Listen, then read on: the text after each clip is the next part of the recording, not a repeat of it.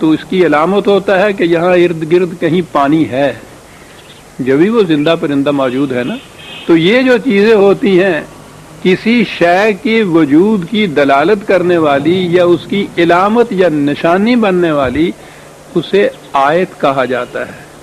تو آیت مخصوص بذات نہیں ہوتی، دھواں مقصود بذات نہیں، اصل مقصد تو اس آگ سے ہے نا جو نیچے جل رہی ہے، دھواں اس آگ کے وجود کی آیت ہے۔ عزیزان من، میں نے عرض کیا ہے نا کہ قرآن کے ایک ایک لفظ پہ کھڑے ہونے کی ضرورت ہوتی ہے اس کو سمجھنے کے لیے۔ مومن کے لیے یہ تمام ارض و سماوات یا خارجی کائنات کی جتنی قوتیں ہیں، یہ نظام جس طرح سے سرگرم عمل ہے، یہ مقصود بذات نہیں۔ ان قوتوں کا مسخر کرنا تو ضروری ہے، لیکن یہ صرف نشانی یا علامت ہے کسی دوسری شے کی، اور وہ ہے خدا پر ایمان، خدا کی اقدار پر ایمان، اس کی وحی پر ایمان۔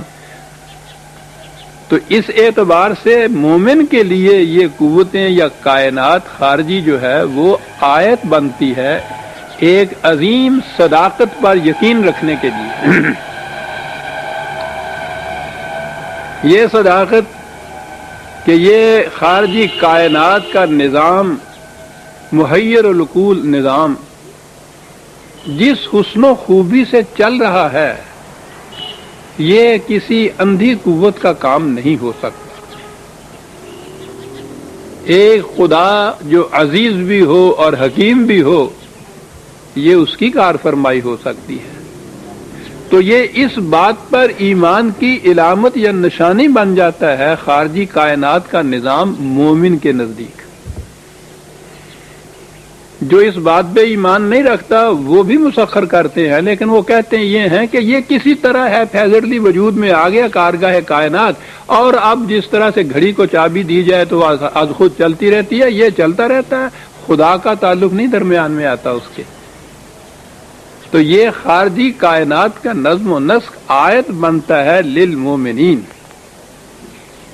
یہ تو خارجی کائنات۔ وفی خلقکم وما یبث من دابۃ آیات لقوم یوقنون، اور خود تمہاری اپنی تخلیق میں، اور جس قدر ذی نفس ذی حیات اس کرۂ ارض کے اوپر چلتے پھرتے ہیں، یا باہر کے کروں میں بھی، قرآن تو کہتا ہے کہ وہاں بھی جاندار ہیں، یہ بھی آیات ہیں۔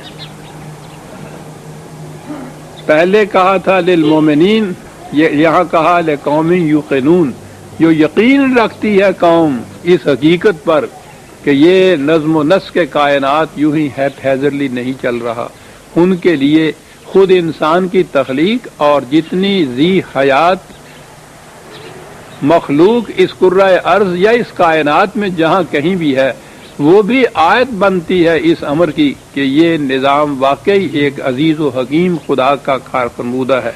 اور واختلاف اللیل والنہار وما انزل اللہ من السماء من رزق فاحیا بہ الارض بعد موتها وتصریف الریاح آیات لقوم یعقلون۔ اختلاف لیل و نہار میں، رات اور دن کی گردشیں، بادلوں سے جو بارش برستی ہے، دیکھیے یہاں بھی انزلہ کا لفظ آیا ہے، اوپر سے نیچے آتی ہے بارش برستی ہے، زمین مردہ کو اس سے زندگی ملتی ہے، اور پھر یہ ہوائیں جو مختلف موسموں میں اپنا رخ اور سمتیں بدلتی ہیں۔ وقت نہیں، ورنہ میں ایک ایک گوشے میں بتاتا کہ سائنسدان، ان علوم کے ماہر، ان چھوٹی چھوٹی سی باتوں کے اندر کتنے بڑے بڑے حقائق کو مضمر دیکھتے ہیں۔ ہواؤں کی سمت کا بدلنا، کہا ان تمام چیزوں میں آیات لقوم یعقلون، اب جو لوگ، جو قوم عقل و فکر سے کام لیتی ہے اس کے لیے ان میں بھی آیات ہیں۔ اب آپ دیکھ لیجئے کہ مومن ہونے کے لیے قدم اول، شرط اول کیا ہے؟ اس تمام نظام کائنات کے اوپر غور و خوض کرنا، اور اس کے بعد ان کی قوتوں کو مسخر کرنا۔ یہ پہلی چیز ہے۔ سپاہی کے لیے پہلی چیز ہے اس کے پاس اسلحہ ہونا چاہیے. یہ مومن، یہ یوقنون اور پھر یاقلون، عقل و فکر کے معنی بھی یہی ہیں کہ ان چیزوں کو وہ مسخر کرے.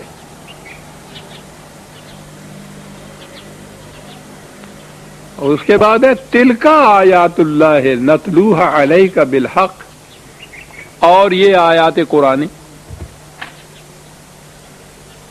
اب یہاں جو قرآن کے متعلق بھی آیات آئے، اس میں بھی ہر آیت، ہر ٹکڑا، ہر فقرہ، ہر صورت وہ نشاندہی کرتی ہے ایک عظیم مقصد کی جس کی طرف جسے انسان نے حاصل کرنا ہے، ایک عظیم منزل کی جس تک اس نے پہنچنا ہے. تو یہ آیات اللہ ہے، اے رسول جسے تم پر حق کے ساتھ نازل کیا جاتا ہے، پیش کیا جاتا ہے. اور اس کے بعد ہے، اب دیکھیے ایمان کی شرط، فَبِأَيِّ حَدِيثٍ بَعْدَ اللَّهِ وَآيَاتِهِ يُؤْمِنُونَ.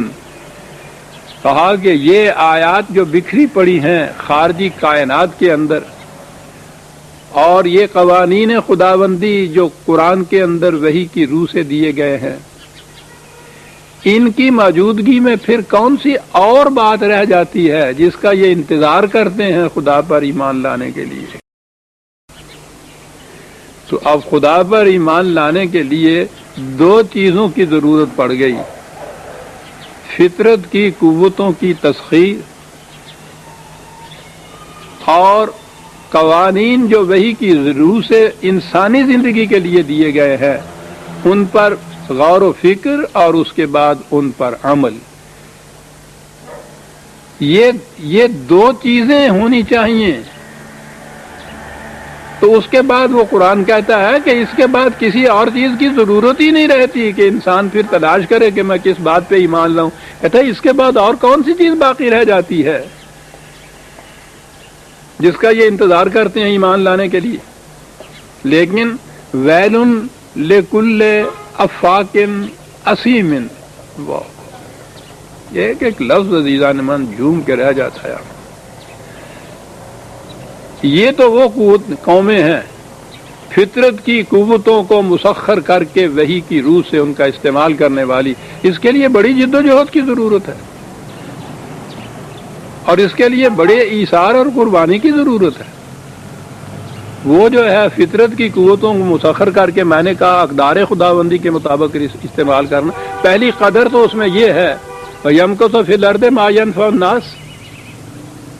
وہی عمل صحیح ہے، وہی باقی رہ سکتا ہے جو تمام نوع انسانی کی منفعت کے لیے ہو. تو یہ جو مومن قوم ہے وہ جب فطرت کی قوتوں کو مسخر کرے گی تو تسخیر فطرت میں تو اتنی جد و جہد کرنی پڑتی ہے. آپ دیکھتے ہیں کہ ایک ایٹم کی قوت کو مسخر کرنے کے لیے یہ قومیں کیا کچھ کر رہی ہیں، تصور میں بھی ہم نہیں لا سکتے. 6 مہینے یہاں خلا کے اندر وہ جہازوں کے اندر وہ تیر رہے ہوتے ہیں، پتہ نہیں کس طرح زندگی بسر کر رہے ہیں. بڑی جد و جہد کی ضرورت ہوتی ہے. یہ تو ہے فطرت کی قوتوں کو مسخر کرنا، اور آگے اقدار خداوندی کے متعلق صرف کرنا. تو پہلی قدر تو میں نے یہ کہا کہ یہ تمام نوع انسانی کی منفعت کے لیے یہ ہونا چاہیے. یہاں یہ جو جتنی قومیں ہیں مغرب کی، یہاں وہ مومن کے درجے پہ نہیں آتی. ہر قوم اپنے فائدے اور دوسری قوم کو تباہ کرنے کے لیے صرف کر رہی ہے. کہا کہ ایک تباہی ہے اور اس کے لیے 2 لفظ آگے. ایک تو عظیم، میں نے عرض کیا ہے نا کہ ہمارے ہاں تو ترجموں سے سمجھ میں آ ہی نہیں سکتا قرآن. عظیم یہاں لایا، ترجمہ تو ہوگا گنہگار، بات سمجھ میں نہیں آتی گنہگاری کیا چیز ہے. عظیم ہوتا ہے تھکی ماندی ہوئی چیز، سست رفتار، جس میں دوسری قوموں کے ساتھ چلنے کی ہمت نہ رہے، آگے بڑھنے کی طاقت نہ رہے، افسردہ ہو، واماندہ ہو، تھکی ہوئی ہو، سیل انگار ہو. یہی قومیں ہیں نا جو فطرت کی قوتوں کی تسخیر تو ایک طرف رہا، ان کا علم بھی حاصل نہیں کرتی، اس کے لیے تو بڑی جدوجہد کی ضرورت ہے، جہاد مسلسل کی ضرورت ہے۔ عظیم قومیں جو ہیں سیل انگار، سست رفتار، تھکی ہوئی، واماندہ، بھیک مانگنے والی، دوسروں کی دست نگر، تو ویل تباہی ہے ایک تو ان کے لیے، اور دوسرا لفظ ہے افاق، جال سازی، مکاری، غلط بیانی، یہ سب کچھ اس میں آ جاتا ہے۔ یہ قومیں جو مسخر کرتی ہیں اور پھر اس کو اس طرح سے الفاظ ان کے ہاں سنیے تو ایسا نظر آتا ہے کہ سارے نوع انسان کے جگر کا درد ان کے جگر کے اندر ہے۔ روز آپ کے یہاں کانفرنسیں ہو رہی ہیں، سیمینار ہو رہے ہیں، مجلسیں ہو رہی ہیں، ایسا نظر آتا ہے۔ یہ ابھی میکسیکو میں ہوئی وہ کانفرنس، دولت مند ملکوں کی کانفرنس، یہ طے کرنے کے لیے کہ غریب ملکوں کی مدد کی کس طرح کی جائے، ریزولیشن بھی پاس نہیں ہو سکا۔ کوئی قوم جتنی زیادہ قوت مسخر کرتی ہے فطرت کی، وہ اپنی قوم اور اپنے ملک کو زیادہ طاقتور بناتی ہے تاکہ دوسرے ملکوں کو مغلوب اور مفتو اور محکوم بنا لے۔ یہ ہے افاق۔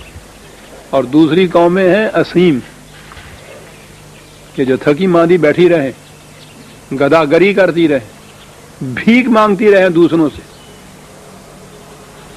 تو یہ دونوں انواع آ گئی انسانوں کی، دونوں قومیں آ گئی اس کے اندر۔ ان دونوں کے لیے تباہی ہے، ان کے لیے کہ یہ فطرت کی قوتوں کو مسخر ہی نہیں کیا، تباہی۔ ان کے لیے کہ انہوں نے مسخر کیا لیکن انہیں اپنی غرض مندی مفاد پرستی کے لیے صرف کیا، نوع انسانی کی منفعت کے لیے صرف نہیں کیا، دونوں کے لیے تباہی۔ عزیزان مان، آپ دیکھتے ہیں کیا کیا پیغام دیتا چلا جاتا ہے قرآن چند لفظوں کے اندر۔ کہتا ہے ان کی کیفیت یہ ہے کہ یسمع آیات اللہ تتلی علیہ ثم یسر مستکبرا کأن لم یسمعها فبشرہ بعذاب علیم۔ کہتا ہے ان کی کیفیت یہ ہے کہ جو کچھ یہ قرآن کہہ رہا ہے اسے وہ سنتے تو ہیں، بڑا چرچا ہوتا ہے قرآن کا ہمارے مسلمانوں کے ملکوں کے اندر، تو ہمارے یہاں زیادہ ہونا چاہیے۔ اس قدر قرآن کی تلاوت ہوتی ہے، اس قدر چرچا ہوتا ہے اس کا، کیا بات ہے قرآن سے۔ کہتا ہے سنتے ہیں یہ ان کو، لیکن بضد رہتے ہیں اپنی ہی روش کے اوپر، اس میں تبدیلی نہیں کرتے اس کے مطابق، اسے صرف سنتے ہیں۔ مستقبراً، نہایت تکبر کے عالم میں، اپنی کبریائی قائم کرنے کی خاطر، اپنی قوت کو مجتمع کرنے کی خاطر مصر رہتے ہیں اپنی روش کے اوپر، بضد رہتے ہیں، اسی پہ اصرار کرتے ہیں، اس میں تبدیلی نہیں کرتے، صرف سنتے ہیں۔ تو یہ سننا تو نہ سننے کے برابر ہے کہا۔